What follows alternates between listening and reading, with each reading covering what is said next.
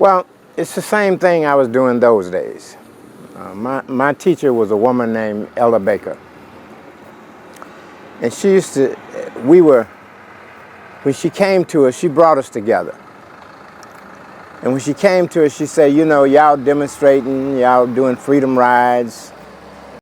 So she said, y'all would be doing, y'all doing a good job. Y'all sitting in at lunch counters and going to jail and serving time, and you're on the news every day and all these things. She said, but you know, a movement been going on in this country for a long time, so I want you to meet some of those people first. So maybe you're doing good, but they might have another agenda that you should know about, since y'all interested in justice. And a few of us got interested, and she said, what's the worst state for black people in this United States? And a unanimous agreement went up, Mississippi. So she gave us some names and addresses of some people in Mississippi she wanted us to go talk to. And about 3 people volunteered to do that investigation. And they went to a man named Amzie Moore.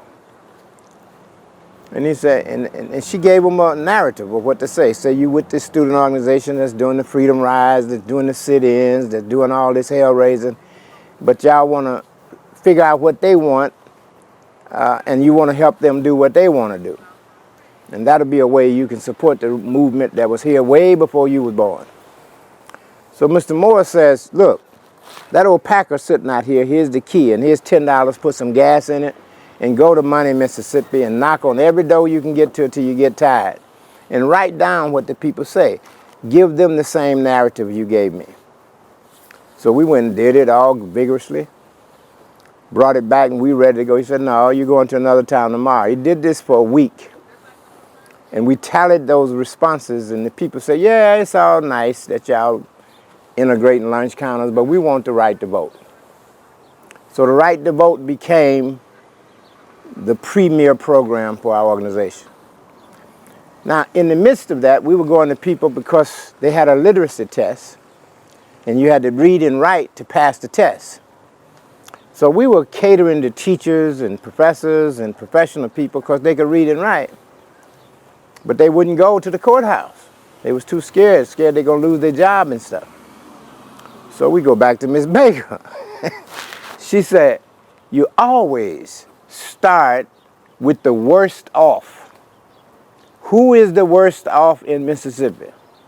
We look at each other. She said, go read if you don't know.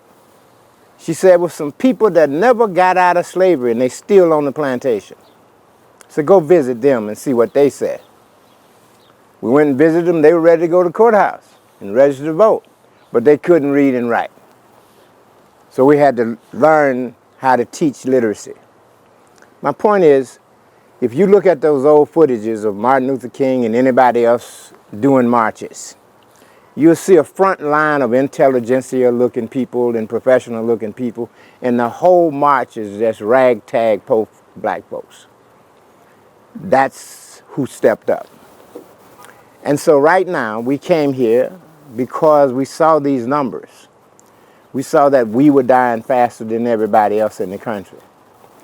And we started figuring out who was the bottom.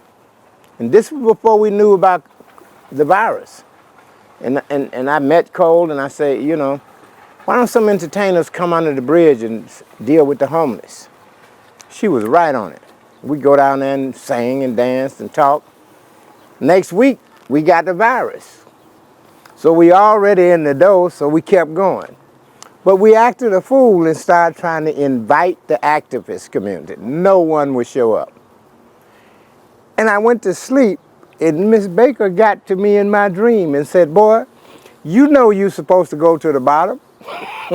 So we went to the homeless. The moment we went to the homeless, we had a crowd.